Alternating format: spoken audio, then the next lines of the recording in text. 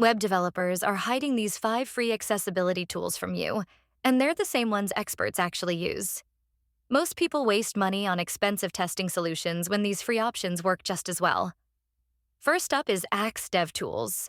This browser extension finds accessibility issues during development with zero false positives. It shows exactly where problems exist in your code and how to fix them. The best part? It integrates with Jira to create tickets directly from test results. Wave Evaluation Tool gives you visual feedback right on your webpage. It adds color-coded icons showing exactly where issues occur, from missing alt text to poor heading structure. It works on password-protected pages too, since everything happens in your browser. For keyboard testing, use Chrome DevTools to check tab order and focus indicators. Press tab repeatedly to see if focus moves logically through your page. Make sure all interactive elements can be reached and operated without a mouse. Color Contrast Analyzer from TPG.